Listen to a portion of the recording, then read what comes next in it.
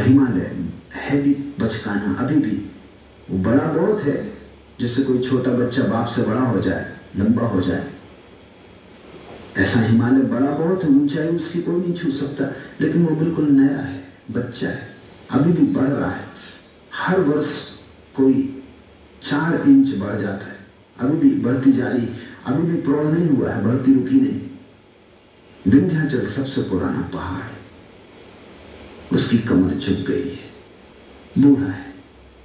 विंध्याचल के आसपास की जो भूमि है वो संसार की सबसे पुरानी भूमि है। नर्मदा की खूबी उस भूमि में बहना है जो सर्वाधिक प्राचीन है, जो सबसे पहले सागर के बाहर आई।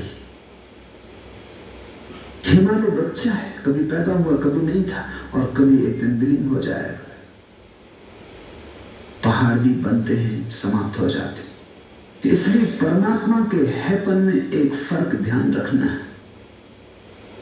हमारा होना एक तथ्य है, फैक्ट, कभी था, कभी फिर नहीं हो जाएगा। दो तरफ न होने की खाई और बीच में होने की छोटी सी ऊंचाई।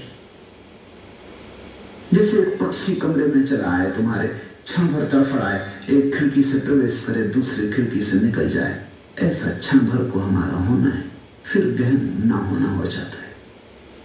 परमात्मा सदा है, सत्य का अर्थ है जो सदा है, जिसके न होने का उपाय नहीं। इसलिए तुम तो मिटोगे, तुम्हारे भीतर का परमात्मा कभी नहीं मिटता है। और जब तक तुमने अपने मिटने वाले स्वरूप के साथ अपने को एक समझा, तभी तक तुम भटकोगे, तब तक तुम दुखी रहोगे, तब तक मौत तुम्हें डराएगी।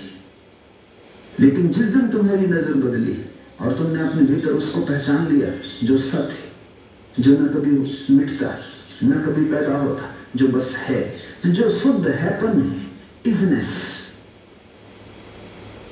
इसलिए परमात्मा है ऐसा कहना पुनरुक्ति है, गॉड इज ऐसा कहना पुनरुक्ति है। वृक्ष है ये कहना तो ठीक है, क्योंकि वृक्ष कभी नहीं भी हो जाएगा। परमात्मा है ऐसा कहना ठीक नहीं, क्योंकि है का क्या मतलब? परमात्मा है इसका तो मतलब हुआ कि जो है वो है, ये तो पुनरुक्ति है।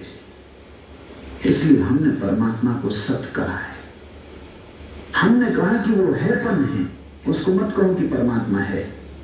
इसलिए उपनिषद को, वेदांत को नास्तिक भी इंकार नहीं कर सकता, क्योंकि वेदांत गवाही नहीं करता कि परमात्मा है। इसलिए तुम कैसे